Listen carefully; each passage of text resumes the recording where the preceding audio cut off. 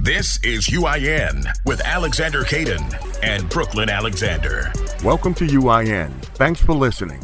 I'm Alexander Caden, along with Brooklyn Alexander. Georgia Bureau of Investigation agents have arrested Gregory and Travis McMichael for the murder of Ahmaud Arbery in Brunswick, Georgia, back in February of this year. The McMichael father-son duo allegedly are captured on video tracking Arbery in a pickup truck and shooting him while he was jogging on the street in their neighborhood. In addition to murder, the two men are also charged with aggravated assault. Arbery was unarmed at the time of the shooting. In a recent interview, presumptive Democratic presidential nominee Joe Biden said securing the black vote was crucial if he is to defeat President Trump in November. He went on to reveal he has a comprehensive plan to empower African Americans, which includes such items as ending health disparities by race and making the right to equal protection real for people of color. The full plan, entitled Lift Every Voice, the Biden Plan for Black America, is available on joebiden.com. The coronavirus-inspired anti-black racism experienced by Africans in China hasn't gotten any better since it was exposed last month. According to the president of the Association of the Nigerian Community in China, the new policies put in place to address and curb the blatant racial discrimination have already fallen well short of the desired effects and offered a bleak outlook for Africans in China. It's gotten so bad that the locals are still avoiding black people, even turning their back or running away. In response to the economic downfall due to the COVID-19 pandemic, Chicago Mayor Lori Lightfoot plans to move the city forward with an economic recovery task force. She's brought together people from industries, community-based partners, and policy experts who can provide the critical insight and guidance needed for the city's path forward. The task force will also focus on mental and emotional health, marketing, and business development, include regional coordinators and an economic change study. Data was released breaking down social distancing arrests by race in New York City, and the numbers are staggering. According to the data, most of the people the police in New York City arrested for social distancing violations were black. 68%, in fact, were black. 24% Hispanic, 7% white. The New York City mayor defended the police arrests and summonses when handling social distancing, but said the city has to do a better job. Caesar Parnell and Rod Johnson, founders of Black and Bold, an Iowa-based black-owned coffee and tea brand, have officially signed a major distribution deal with Whole Food Markets and Amazon. This makes them two of the first African-American entrepreneurs in that particular industry to have their beverage products distributed nationally.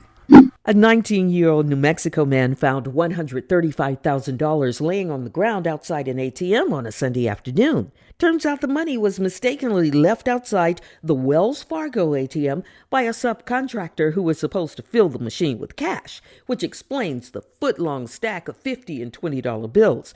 The man who found the money has been rewarded with cash, gift cards, and job offers, none of which came from Wells Fargo or the subcontractor. Mental health experts say they're seeing a noticeable rise in the psychological and emotional toll COVID-19 and its resulting fallout is having on all Americans, particularly Black Americans. Suicides are up, so is depression, stress, post-traumatic stress disorder, anxiety, and other mental health and emotional disorders. As some governors are removing restrictions in the name of reopening the American economy wrecked by the coronavirus pandemic, there are strong calls by various political leaders and those in the medical and scientific field telling the American people to hold their stay-at-home positions for their own safety. The trade minister of Grenada and other CARICOM member states, which adopted lockdown measures through declarations of states of emergency as part of a strategy to reduce the spread of COVID-19, have agreed to a format on how member states will reopen for business in the Caribbean community. Multiple members of the U.S. Secret Service have tested positive for COVID-19. In March, the Secret Service, which is responsible for the protection of the president and other leaders, acknowledged that a single employee tested positive in March.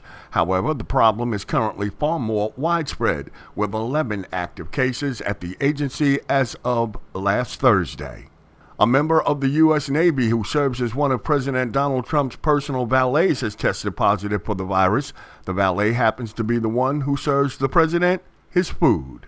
The decision not to get detailed advice from the nation's top disease control experts for reopening communities during the coronavirus pandemic came from the highest levels of the White House. That's according to internal government emails obtained by the Associated Press. The nation's top public health experts at the Centers for Disease Control and Prevention spent weeks working on guidance to help the country deal with a public emergency, only to see their work quashed by political appointees with little explanation. Filmmaker Spike Lee has created a 3-minute love letter of celluloid splendor to the place he calls home. New York, New York is his tribute to New York City, and he does it with love. Frank Sinatra's classic New York, New York is the musical backdrop as some of the city's most iconic institutions appear on screen, including Coney Island's Wonder Wheel and Yankee Stadium. Check out the film New York, New York on the official Spike Lee channel on Instagram TV. We lost a few people in the music business over the last couple of days. Little Richard, the self-proclaimed architect of rock and roll and who altered popular music while introducing black rhythm and blues to white America, died Saturday at the age of 87. Born Richard Penniman, Little Richard was one of rock and roll's founding fathers who helped shatter the color line on the music charts, joining Chuck Berry and Fats Domino in bringing what was once called race music into the mainstream and selling more than 30 million records at the same time. Andre Harrell, the visionary behind Uptown Records and one of hip-hop's most noted figureheads and culture creators, has died at 59. Harrell, after working with Russell Simmons at Def Jam, went on to discover the likes of Jodeci, Mary J. Blige, Heavy D, Teddy Riley, Guy, and P. Diddy. Grammy Award-winning singer Betty Wright has died at age 66. Wright landed on the music scene at the age of 14 with Girls Can't Do What Guys Can Do, and continued to rise to fame in the 70s with hits such as Clean Up Woman and Tonight Is the Night. You've been listening to UIN. For news and information for and about people of color, visit our website at uinews.net.